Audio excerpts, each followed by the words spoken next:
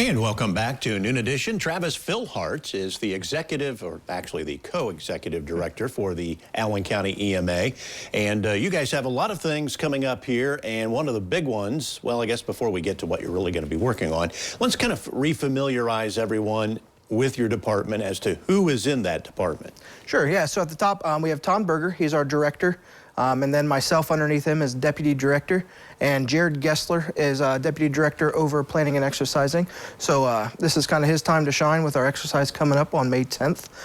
We also house the Allen County HAZMAT team, which is comprised of 60 members of local fire departments and law enforcement agencies. The 60 number goes up and down depending on retirements and new people joining and things like that. But we have all the fire departments in the area represented, as well as Lima Police Department and Allen County Sheriff's Office.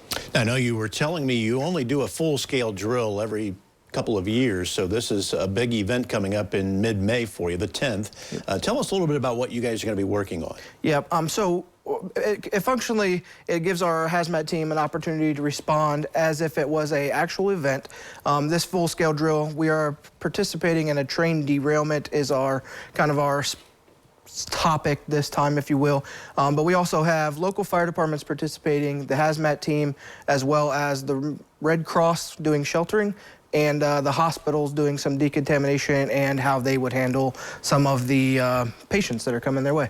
I would imagine that since this has been in the planning stages for quite some time, what happened over in East Palestine didn't really have any jurisdiction on what you guys decided to do here, but it's good. Yeah. Because you never know. Yeah, absolutely. We had this plan before East Palestine, so it kind of, unfortunately worked out in our favor that this is what we will be practicing on. Rail is one of those things that's considerably different than the highway traffic and the traffic that's coming down on normal streets. Rail is a little more specialized, trying to understand what's in the train cars and reading a consist compared to a normal SDS sheet that's in a highway truck, for example. So you guys will have a set of rules, things to figure out, and you'll be kind of grading each other. Is that how this all kind of works? Yeah, so we have a set of objectives that we wish to achieve throughout this exercise that Jared Gessler has put together. But our HAZMAT team will focus technically on, stopping the leak, decontaminating patients that come out of the zone, and containing the spill. And then, the American Red Cross will have their portion of,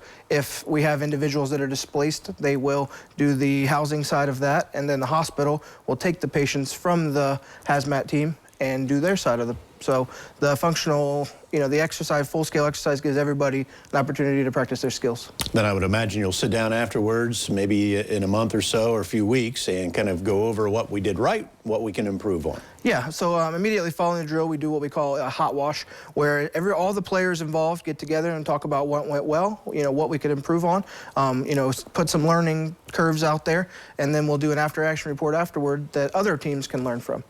And something we want to keep in mind, it is spring. The EMA is kind of our local source. Should a tragic thing like a tornado start to present itself, you guys are right there on the front lines, making sure everyone's aware of what's happening. Yep. The first part of that is, making sure you are getting your alerts. We have a free to subscribe to program called Alert Allen County, where we put out all tornado, earlier this year we had the unfortunate event of some tornadoes coming through our area. So we did have the application of that working, and we got to do some storm assessments and help the community out with some of their storm assessments and damage that we saw. Very good. Travis, thanks for coming in this afternoon. Always appreciate your wisdom. And we will be back. Don't go away. Medical news is coming up next on Noon Edition.